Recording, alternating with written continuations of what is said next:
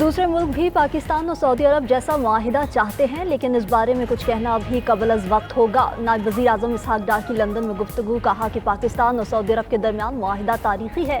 معاہدے سے دونوں ممالک بہت خوش ہیں۔ سعودی عرب نے ہر مشکل وقت میں پاکستان کا ساتھ دیا ہے۔ پاکستان پر پابندیوں کے بعد سعودی حمایت بڑی اہم تھی۔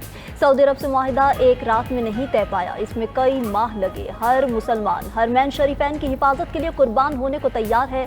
وزیر خارجہ اسحاق ڈار سے مصری ہم منصب پر ٹیلی فونک رابطہ بدر عبداللطیف نے پاک سعودی دفاعی معاہدے پر مبارکباد دی۔ وزیر اطلاعات عطا تارڑ کا کہنا ہے کہ معاہدے سے پاکستان کے وقار اور عزت میں اضافہ ہوا۔ گزشتہ 1.5 سال سے پاکستان کی خارجہ پالیسی کامیابی کے ساتھ آگے بڑھ رہی ہے۔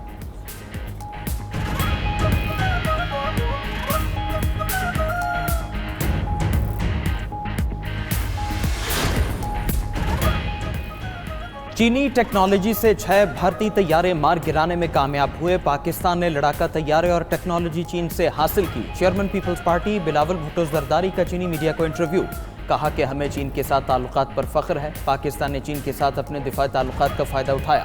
ہم اس شراکت داری کو آگے بڑھانے کے خواہاں ہیں۔ اقتصادی ترقی نے چین کو عروج پر پہنچا دیا۔ ہم one belt one road initiative پیش رفت کا حصہ بنیں گے۔ بین الاقوامی برادری خود کو اس اہم منصوبے سے الگ نہ کرے۔ مغرب کو بھی چین پاکستان اقتصادی راہداری کا حصہ بننا چاہیے۔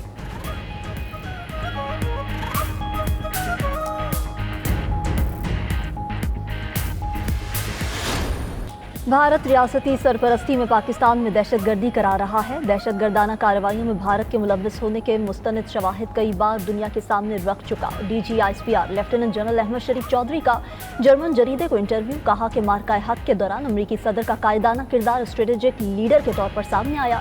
مسئلہ کشمیر کے حل کے لیے بھی عالمی برادری کو اپنا کردار ادا کرنا چاہیے۔ D G I S P R نے مزید کہا کہ مستند شواہد ہیں کہ غیر قانونی افغان باشندے پاکستان میں دہشت گردی اور سنگین جرائم میں ملوث ہیں۔ پاکستان میں کسی بھی جیش یا مسلح جتھوں کی کوئی جگہ نہیں۔ ریاست پاکستان تمام غیر ریاستی عناصر کو بلا تفریق مسترد کرتی ہے۔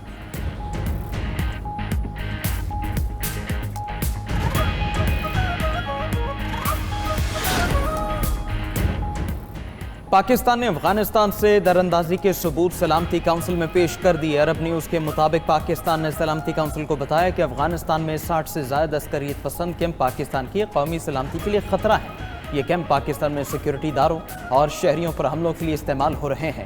یہ صورتحال ناقابل برداشت ہے۔ پاکستان نے افغانستان سے دراندازی کی متعدد کوششوں کو کامیابی سے ناکام بنایا۔ پاکستانی مندوب عاصم افتخار نے واضح کیا کہ پاکستان سے زیادہ کوئی ملک افغانستان میں امن و استحکام کا خواہاں نہیں۔ امید ہے سلامتی کونسل افغانستان کی دہشت گردانہ سرگرمیوں کو روکنے کے لیے تیزی سے کارروائی کرے گی۔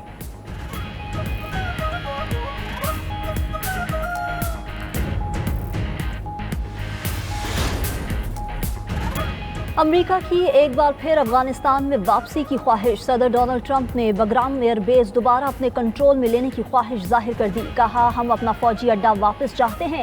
اس کی ایک وجہ یہ ہے کہ یہ ایئر بیس چین کی نیوکلیئر سائٹس کے قریب ہے۔ ٹرمپ نے اسرائیل اور غزہ کا معاملہ پیچیدہ قرار دے دیا، بولے حماس تمام قیدیوں کو رہا کر دے تو جنگ ختم ہو جائے گی۔ فلسطین کو ریاست تسلیم کرنے کے برطانوی موقف سے متفق نہیں۔ دوسری طرف طالبان حکام کا کہنا ہے کہ تاریخ گواہ ہے اپنی سرزمین پر کبھی بیرونی افواج کو تسلیم نہیں کیا۔ ٹرمپ کے بیان پر چین کا رد عمل بھی آ گیا۔ ترجمان نے کہا کہ چین افغانستان کی خود مختاری اور علاقائی سالمیت کا احترام کرتا ہے۔ بیجنگ کی پالیسی واضح ہے، خطے میں امن و استحکام کے لیے افغان حکومت سے تعاون جاری رکھیں گے۔ ادھر جیل سے بیٹھ کے روز اتنی بڑی ٹویٹ داغ دیتا ہے جس میں وہ کبھی عسکری قیادت کا نام لیتا ہے، کبھی میرا نام لیتا ہے، اور وہ سمجھ رہا ہے کہ پتہ نہیں اس کی ٹویٹ سے پاکستان میں کیا ہلچل مچ جائے گی۔ وہ دماغ سے یہ خلل جاتا نہیں ہے نا، وہ اندر بیٹھا ہے اڈیالہ میں، اس کو یہ نہیں پتا کہ باہر دنیا بدل چکی ہے۔ اس کو نہیں پتا کہ پاکستان میں اب وہ ایک قصہ پارینہ ہے۔ اڈیالہ میں بیٹھے شخص کو یہ نہیں پتا کہ باہر دنیا بدل چکی ہے۔ اب وہ شخص قصہ پارینہ بن چکا۔ پاکستان اور عوام ترقی کے سفر میں آگے بڑھ چکے۔ وزیر اعلیٰ پنجاب مریم نواز کا سرگودھا میں تقریب سے خطاب، بولی پہلے باتیں ہوتی تھیں کہ پاکستان ڈیفالٹ کر جائے گا، اب نواز شریف کا دور آیا تو روز ایک خوشخبری آتی ہے۔ سٹاک مارکیٹ ریکارڈ توڑ رہی ہے، مہنگائی کنٹرول میں ہے، عالمی ادارے معیشت میں بہتری کو تسلیم کرتے ہیں۔ مریم نواز نے مزید کہا ایک وزیر اعظم ہوتا تھا جسے الٹی سیدھی حرکتوں کے باعث جہاز سے اتارا گیا۔ آج شہباز شریف کا جہاز سعودی فضا میں داخل ہوتے ہی لڑاکا طیاروں نے سلامی دی۔ ایسی عزت ملی کہ دنیا دیکھتی رہ گئی۔ یہ ہمارے پاکستان کی عزت ہے۔ اللہ کے کرم سے حرمین شریفین کی پاسبانی کا شرف پاکستان کو ملا۔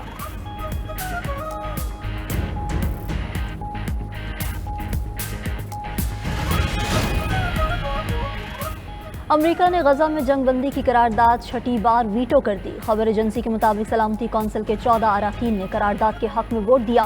امریکی مندوب نے موقف اختیار کیا کہ جنگ بندی قرارداد ناقابل قبول ہے۔ حماس جنگ بندی چاہتی ہے تو اسرائیلی قیدیوں کو رہا کرے۔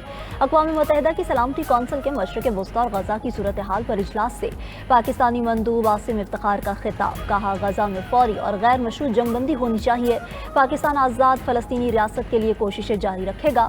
غزہ کو بدترین انسانی المیہ، بھوک اور قحط کا سامنا ہے۔ فلسطینی نمائندے ریاض منصور کی جنگ بندی قرارداد پر امریکی ویٹو کی شدید مذمت۔ کہا فلسطینی عوام امریکی فیصلے پر غصے، مایوسی اور بے پناہ افسردگی کا شکار ہے۔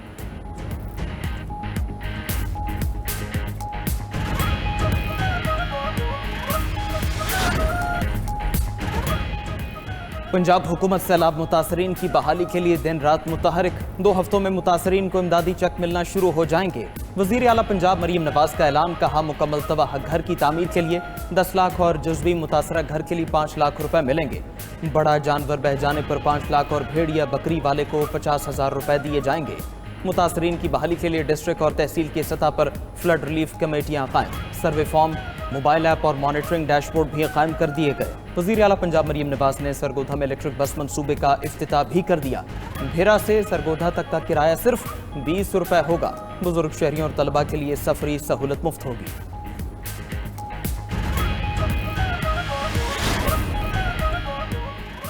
چیئرمین سینٹ یوسف رضا گیلانی کا جلال پور پیروالا کا دورہ۔ یوسف رضا گیلانی نے M5 موٹر وے کے متاثرہ حصے کا معائنہ کیا۔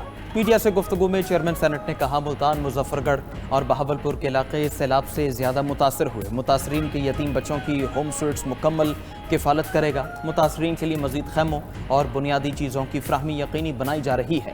وزیر اعظم کو تجویز دی ہے کہ متاثرین کو بے نظیر انکم سپورٹ پروگرام کی رقم دی جائے۔ یوسف رضا گیلانی نے چک 84M فلڈ ریلیف کیمپ کا بھی دورہ کیا۔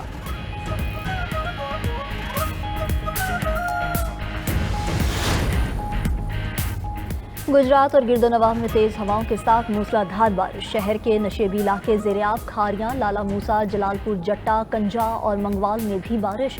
سرگودا میں بھی موسلادھار بارش سے جل تھل ایک ہو گیا۔ نشیبی علاقے زیریاب، گلیاں محلے تالاب بن گئے۔ فیصل آباد میں بھی ابر کرم کھل کر برسا۔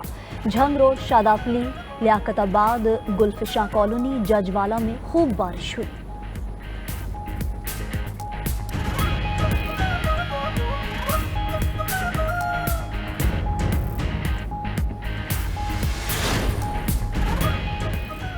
صدر آصف زرداری کی موجودگی میں پاکستان اور چین کے درمیان 3 مفاہمتی یادداشتوں پر دستخط۔ یادداشتوں میں لائف سٹاک انڈسٹری میں جدت، پاکستان میں جدید ٹیکسٹائل انڈسٹریل پارک کا قیام اور فائر ٹرکس اور ایمرجنسی آلات کی فراہمی شامل ہیں۔ صدر آصف زرداری نے کہا یہ یادداشتیں خوراک کے تحفظ، صنعتی ترقی، برآمدات میں اضافے اور آفات سے نمٹنے کی قومی صلاحیت کو بہتر بنائیں گی۔ صدر آصف زرداری اورمچی سے کاشغر پہنچ گئے۔ ایئرپورٹ پر کاشغر کے پارٹی سیکرٹری نی جوانگ نے صدر آصف زرداری کا استقبال کیا۔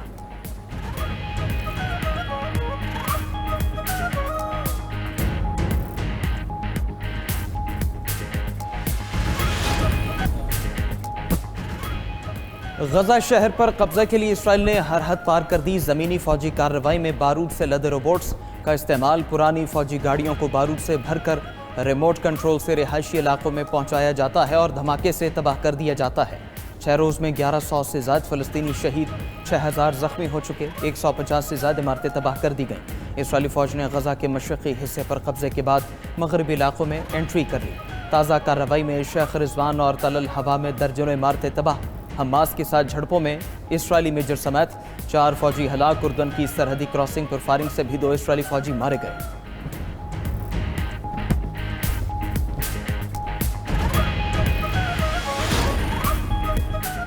امریکی صدر کے بعد اسرائیلی وزیر خزانہ نے بھی غزہ پر قبضے کا منصوبہ پیش کر دیا۔ اسرائیلی وزیر خزانہ بیزلیل سموٹرچ نے کانفرنس میں کہا کہ غزہ کو منافع بخش ریل اسٹیٹ میں تبدیل کیا جائے گا۔ غزہ کی آپس میں تقسیم سے متعلق امریکہ سے مذاکرات کر رہے ہیں۔ ماہرین کا تیار کردہ منصوبہ پہلے ہی ٹرمپ کے پاس پہنچ چکا۔ جنگ پر بہت زیادہ رقم خرچ کی، غزہ کی زمین فروخت کر کے اسی حساب سے منافع ملنا چاہیے۔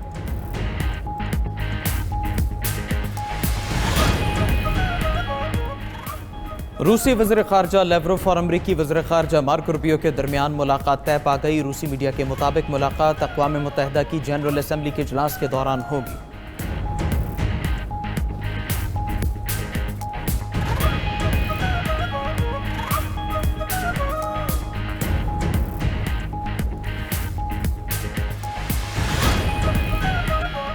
انیس سو 99 کے بعد شام کے کسی وزیر خارجہ کا پہلا دورہ امریکہ۔ شامی وزیر خارجہ اسد الشیبانی تاریخی دورے پر واشنگٹن پہنچے۔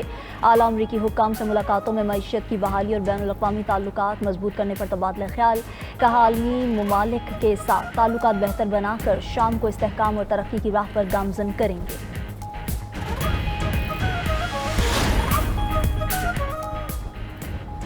طالبان کے زیر حراست برطانوی جوڑے کی رہائی پر برطانوی وزارت خارجہ کا خوشی کا اظہار۔ اپنے بیان میں کہا کہ یہ سن کر خوشی ہوئی کہ پیٹر اور باربی رینالڈز اب افغانستان میں نظر بند نہیں، برطانوی شہریوں کی رہائی کے لیے قطر کے کردار پر شکریہ ادا کرتے ہیں۔